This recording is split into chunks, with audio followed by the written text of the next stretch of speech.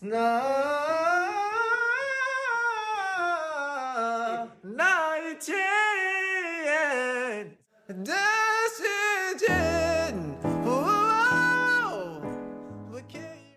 are, if you are watching this video, you probably want to hit some high notes. And I get it too. You know, when I first started learning how to sing, I really wanted to hit those high notes as well, because it can add so much dimension to your singing. Just think of some of your favorite artists. They are probably able to hit some high notes as well. And so for today, I wanted to share a bit about my journey, a bit of my story, and how I learned to tackle the high notes. And in fact, I'm going to be sharing 3 simple steps to help you getting started with this. Hey everyone, welcome back to the Singing Simply Show. My name is Ivan, and on this podcast, we aim to make learning to sing as simple and as easy as possible. Because let's face it, when you're learning how to sing, it can be confusing. It can feel like you're not making progress. And if you're feeling stuck, right, this is the podcast for you.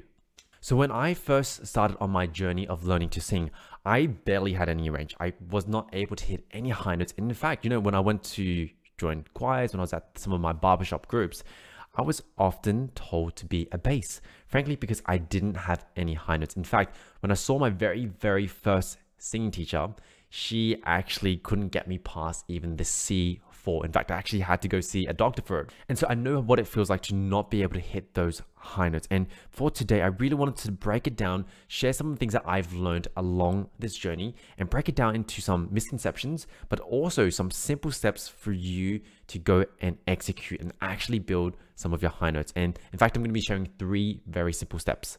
So before we even jump into the 3 steps that really helped me build my higher notes, I wanted to really tackle some of the misconceptions first, which means things that you believe to be true or things that you've taken for granted, which might not necessarily be true. And so the very first misconception that I really wanted to tackle is this idea that you find your high notes. Because often what we mean by this is, maybe if I did a bit of an exercise, if I'd made this kind of quirky sound, I might accidentally land into my high notes.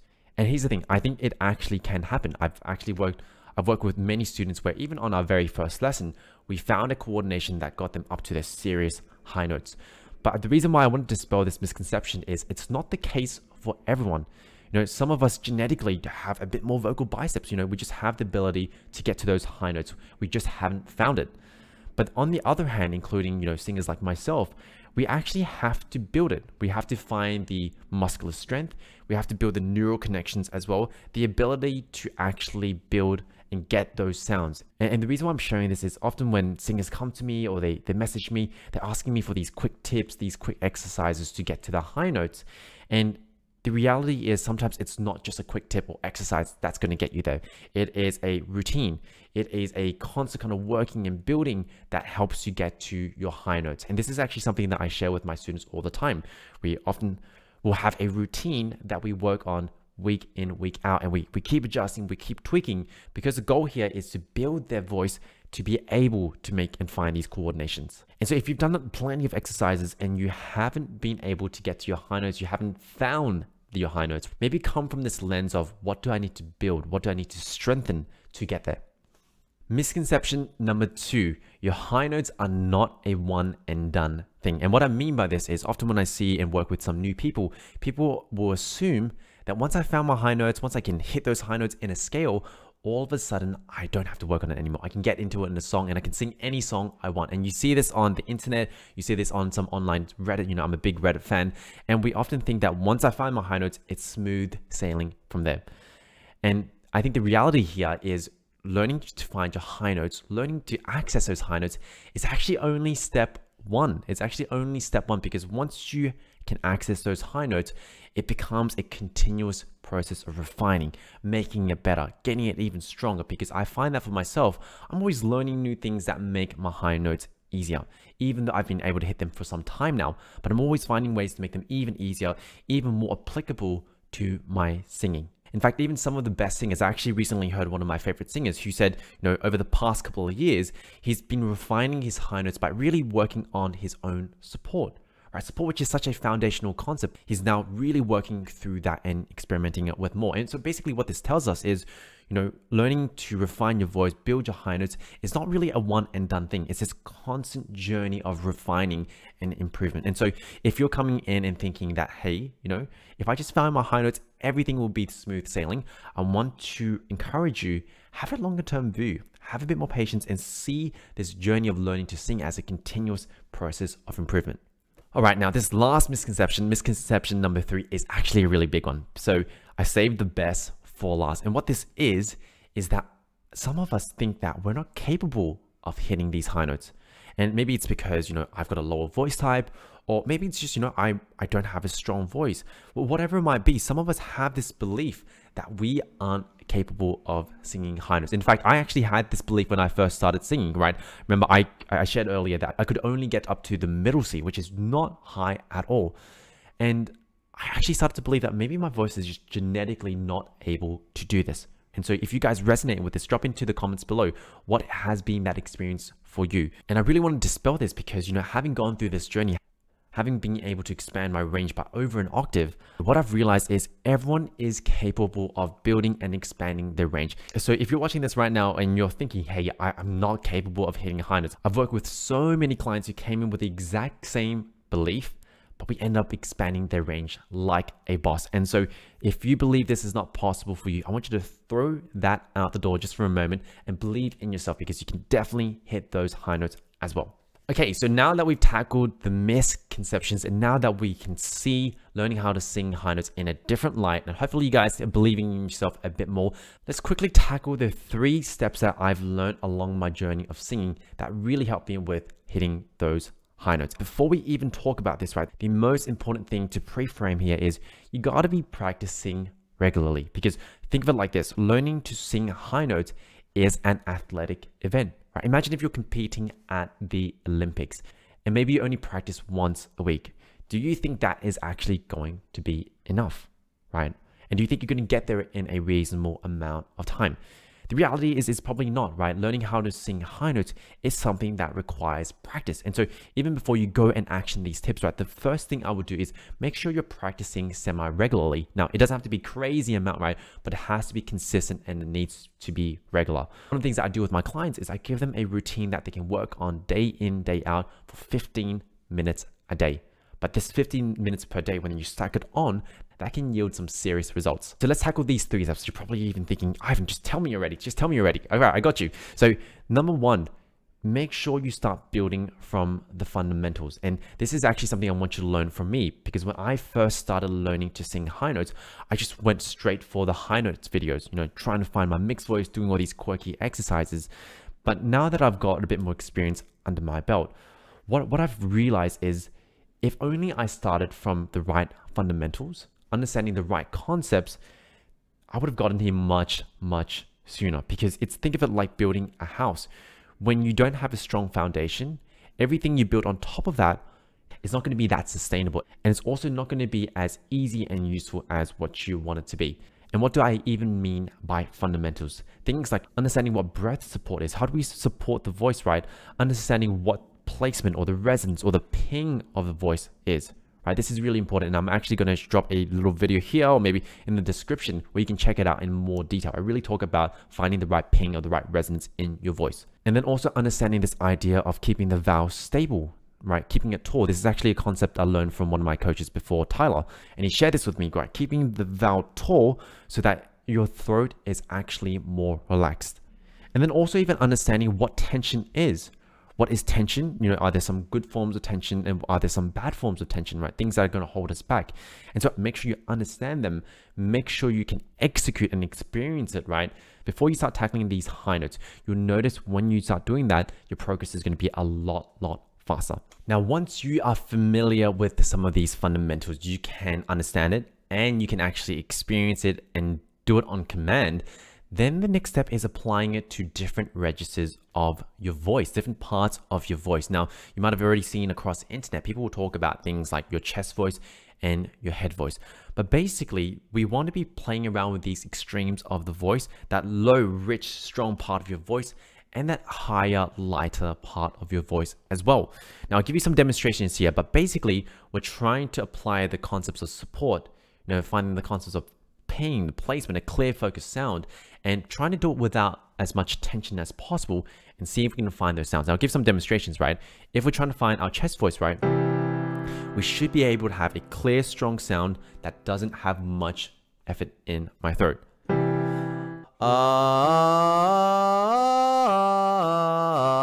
Now, we should be able to get a clear sound, a semi-strong sound, without so much constriction in our throat. Because what you'll notice when people are first starting off, you'll notice that they'll kind of approach it in one of these ways. Maybe they kind of back off, and they're not giving it the right intensity, or maybe they're giving it too much, like they kind of add too much, or maybe they will start to change things all over. They kind of change the shape of the vowel and not keeping that tautness that we talked about. They kind of do all these kind of funny things, right? So you really want to be building a strong chest voice, which means a clear, focused sound, and there's not too much strain happening, and you're not doing anything weird. You're not changing anything weird. You're just finding a nice, simple, strong chest voice. And then the same thing applies to your falsetto or your head voice, right? Being able to find a clear, focused sound where we don't necessarily add all these weird elements. We're not changing the vowel. We're not kind of adding constriction. We're just able to find a clear, focused sound.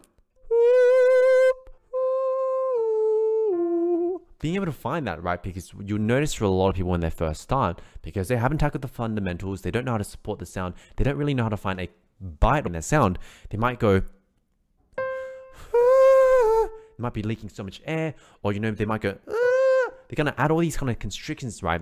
So you really want to be playing around with finding these fundamentals on your chest voice, and then also your head voice, finding it on those separate registers. Because now, once you've tackled step 1, which is understanding and experiencing the fundamentals, step 2, which is then applying it to your chest voice and also your head voice or your falsetto, those kind of registers of your voice, then the last step really here, especially when we start building and working on our high notes, you then want to explore exercises that can bridge this gap, right? Because you might notice, even if you've got a strong head voice, you've got a strong chest voice, between them, you might have a bit of a disconnect happening still, right? From the coordination or maybe the strength that you haven't built yet. Now, what this might be like is something like this. I'm just going to start with an R vowel, and I'm going to go up, but I'm going to keep the ping in the voice.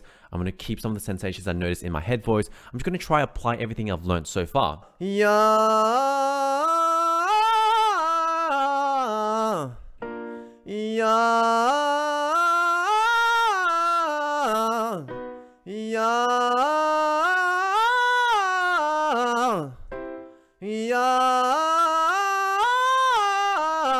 All of a sudden you get to the high C now. And so even though they're not necessarily perfect, I'm still refining them, right? And this actually comes back to misconception number 2, right? It's a constant process of refining. I was trying to apply all the fundamentals that I've been learning.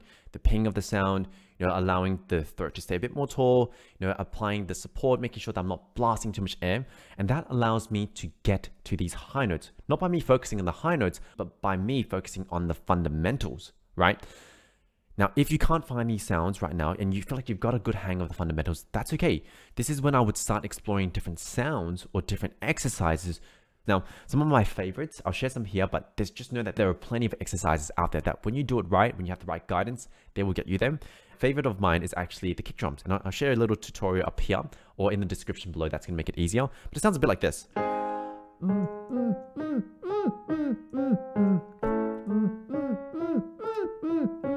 And this was actually one of my favorite exercises that got me into my higher notes. That wasn't just a pure disconnected falsetto or even a head voice, right? But more of like a fuller quality. This is one of those exercises that got me there.